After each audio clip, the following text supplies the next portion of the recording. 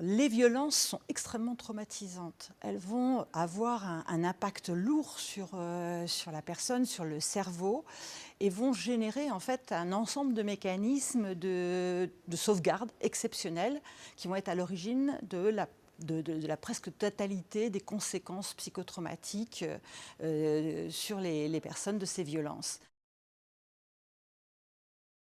Le point de départ, c'est justement la sidération.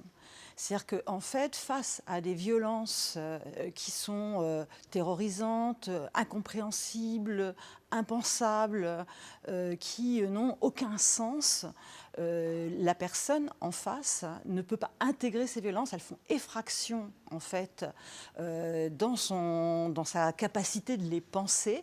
Et il va y avoir ce qu'on appelle une paralysie des fonctions supérieures. C'est-à-dire que tout ce qui, en fait, normalement devrait permettre d'agir, de réagir, d'analyser les violences, va être bloqué.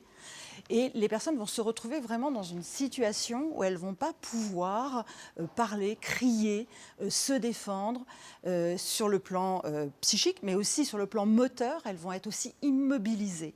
Et on sait que, par exemple, pour les violences sexuelles, plus de 70% des personnes qui subissent des violences sexuelles vont avoir cet état de sidération.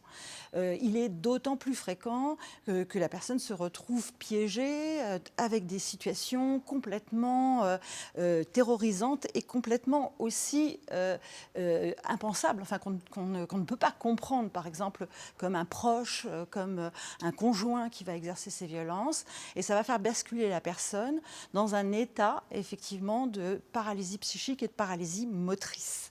Donc ça, c'est ce qu'on appelle la sidération, et on le voit, on peut le voir sur les IRM. On voit effectivement les fonctions supérieures qui vont être bloquées.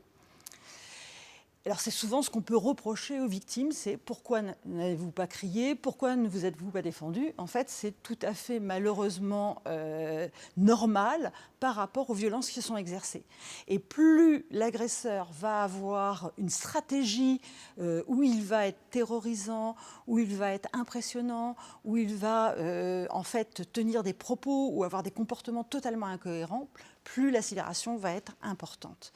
Et c'est à partir de cette sidération que va se mettre en place une cascade de conséquences qui vont avoir, en fait, qui vont être extrêmement traumatisantes pour la personne et vont avoir un impact sur sa santé à long terme, que ce soit la santé mentale et la santé physique.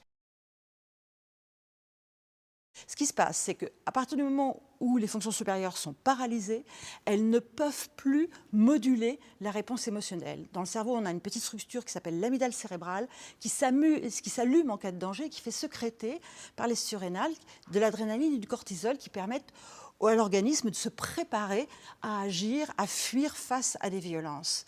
À partir du moment où cette amygdale cérébrale s'allume comme une alarme et qu'il n'y a pas de réponse, elle va continuer à monter en puissance. C'est-à-dire que le fait que la personne ne réagisse pas fait qu'elle continue à hurler, en quelque sorte. Mais très rapidement, on va se retrouver avec des doses d'adrénaline et de cortisol qui représentent un risque vital pour l'organisme et qui vont avoir un effet stress extrême. C'est-à-dire qu'avec un impact sur le cœur et sur le cerveau, on peut mourir de stress et on peut avoir des atteintes neurologiques très importantes du fait d'un excès de cortisol.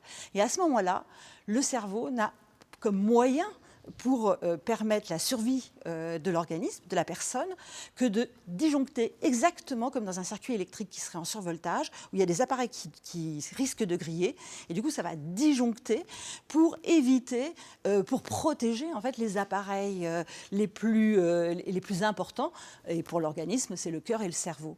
Et cette disjonction se fait avec aussi la sécrétion de drogues dures par le cerveau qui font une sorte de cocktail morphine-kétamine, comme un cocktail morphine-kétamine, qui vont complètement anesthésier la personne physiquement et émotionnellement. C'est-à-dire que cette disjonction va faire que l'amygdale cérébrale, la structure qui est à l'origine de la réponse émotionnelle, va être bloquée en quelque sorte, et elle ne va plus pouvoir faire sécréter de l'adrénaline et du cortisol, donc il va y avoir un stress qui va s'arrêter.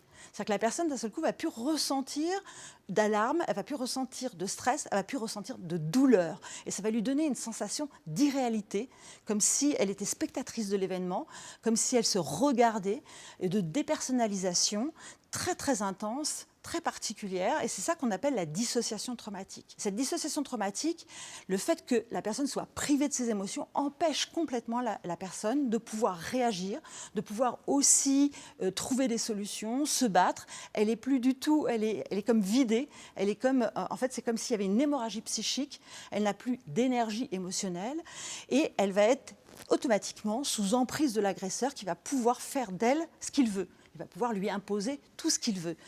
Et cette dissociation traumatique aussi, ça va faire qu'il va y avoir une tolérance à la douleur, une tolérance aux violences très très particulière. C'est-à-dire que les personnes, elles savent qu'elles vivent des violences, mais c'est comme si elles n'étaient pas graves ou comme si ça ne les concernait pas. Et du coup, elles vont pouvoir être d'autant plus en danger parce qu'elles ne vont pas évaluer la gravité de ce qu'elles sont en train de vivre. Et si personne ne le fait à l'extérieur, pour elles, elles vont être piégées. Et ça explique pourquoi les victimes peuvent rester aussi longtemps avec un agresseur, parce qu'elles sont anesthésiées. Et puis cette anesthésie aussi émotionnelle et physique va faire que les interlocuteurs, les proches, vont avoir un mal fou à comprendre la victime. Ils vont rien ressentir parce qu'on ressent grâce à des neurones miroirs qui nous informent sur les émotions d'autrui, mais quand il n'y a pas d'émotion en face de nous, ils vont rien ressentir. Donc ils vont avoir l'impression que la personne, elle parle de choses, mais avec indifférence ou avec distance. Donc ils ne vont pas s'inquiéter. Et c'est comme ça que les victimes sont énormément abandonnées. Cette dissociation traumatique aussi, elle présente un risque très important de revivre des violences tout au long de sa vie, parce que les personnes qui sont anesthésiées, qui sont dissociées, vont être des cibles. Ce qu'il faut savoir, c'est que tant que le danger perdure, tant que la victime est exposée à l'agresseur, particulièrement dans l'enfance, par exemple, dans les couples, quand il y a des maltraitances, des violences sexuelles, elle va rester dissociée. Elle peut rester dissociée 10 minutes, un quart d'heure, mais une journée, mais aussi des mois, des années. Elle peut rester dissociée 10 ans, 20 ans, et sembler tolérer des situations intolérables. En même temps que cette dissociation traumatique, se produit aussi une interruption du circuit de la mémoire qui fait qu'il va y avoir la mise en place d'une mémoire traumatique qui ne va pas être intégrée par le cerveau, qui ne va pas être contextualisée dans le temps et dans l'espace, et qui va faire revivre à l'identique les pires événements. Donc la personne, elle va revivre continuellement les moments les plus atroces, sans comprendre pourquoi elle est envahie comme ça, aussitôt qu'un lien va les rappeler. Et ça, c'est la mémoire traumatique, c'est un véritable enfer. Tant que la personne est dissociée, cet enfer-là est dans sa tête, mais c'est un peu comme si elle ne le ressentait pas émotionnellement.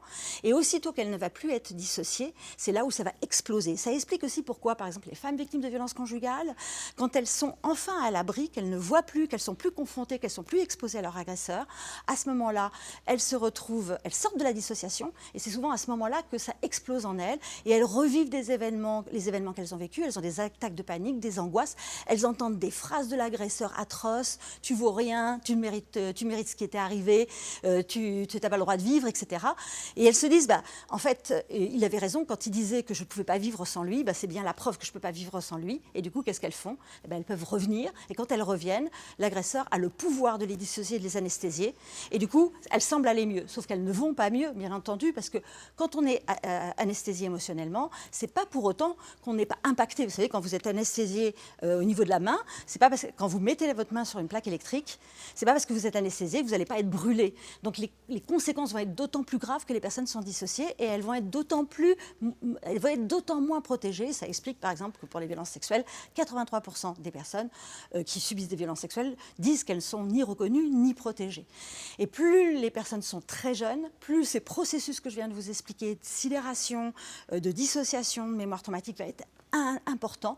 Plus les enfants sont très jeunes, plus ils vont être impactés. Et ils peuvent être impactés dès la naissance, voire même l'amygdale cérébrale, elle est active lors du 3e trimestre de la grossesse, donc ils peuvent même être impactés pendant la grossesse.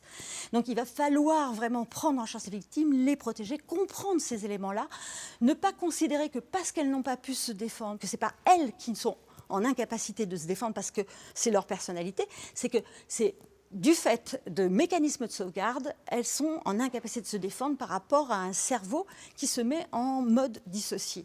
Donc c'est des conséquences universelles qui touchent toutes les victimes de violences et qui ne sont pas dues à un choix de la victime, mais qui sont liées aux violences. Et dernière chose, on ne peut pas vivre avec une mémoire traumatique. Si on a une mémoire traumatique, ça veut dire qu'on a un terrain miné qui peut s'allumer aussitôt qu'un lien, une odeur, un bruit, quelque chose qui réveille les violences, quelque chose qui se serre le cou et puis d'un seul coup, c'est l'autre règlement qui revient et la personne, elle se met à étouffer. À ce moment-là, les personnes vont devoir mettre en place des stratégies d'évitement ou des stratégies, ce qu'on appelle les conduites dissociantes, c'est-à-dire qu'il va falloir qu'elles se dissocient pour pouvoir s'anesthésier, pour ne pas vivre ces états atroces. Et du coup, c'est comme ça qu'il y a un risque très important de consommer de l'alcool, de la drogue, de se mettre en danger, parce qu'on fait monter la personne, en fait, sans savoir pourquoi, si elle se met en danger, si elle se fait mal, si elle se brûle, si elle se scarifie. Quand elle fait ça, en fait, elle fait monter le stress, elle fait disjoncter le cerveau et du coup, elle évite de revivre l'événement. Et ça vaut bien mieux d'avoir une douleur que l'on contrôle plutôt que de revivre un événement atroce où on a failli mourir, où on a été terrorisé, où ça a été l'horreur. Donc du coup, les personnes vont comme ça essayer de survivre comme elles peuvent, non seulement aux violences, mais aux conséquences des violences. Du fait de cette mémoire traumatique qui appartient à l'agresseur, qui colonise la victime, les victimes peuvent avoir l'impression que c'est elles qui pensent qu'elles sont nulles, qu'elles valent rien, que c'est elles qui sont violentes, que c'est elles qui ont une haine vis-à-vis de soi, alors que c'est en fait la haine de l'agresseur qui est en fait en mémoire traumatique en elle, qui est à l'origine de ces réactions. La mémoire traumatique, en fait, c'est vraiment une mémoire qui n'a pas été intégrée en mémoire autobiographique, qui reste bloquée hors temps, comme une machine à remonter le temps, qui fait que aussitôt qu'un lien va rappeler la situation, elle va exploser et faire revivre à l'identique. C'est-à-dire que, par exemple, si on a vécu une violence extrême dans le noir, quand elle va revenir, on va être dans le noir. Si on a vécu une violence avec des douleurs, les douleurs vont revenir à l'identique, comme si elles se reproduisaient. Ça peut mener les gens aux urgences. Toutes les phrases vont revenir, tous les bruits, et je veux dire, les personnes peuvent même avoir peur d'être folles, tellement c'est violent, tellement c'est énorme, tellement c'est incompréhensible. Et cette mémoire traumatique, dernière chose, elle se traite. On peut traiter la mémoire traumatique, on la transforme en mémoire autobiographique, on refait fonctionner les circuits. Les traumas, c'est un peu comme des fractures, on réduit les fractures en quelque sorte. Et le tissu neurologique se répare, c'est-à-dire que les atteintes neurologiques de départ régressent, les circuits se remettent à fonctionner. Et du coup, la personne, elle a vécu quelque chose de terrible, mais elle ne le revit pas à l'identique. C'est ça toute la différence.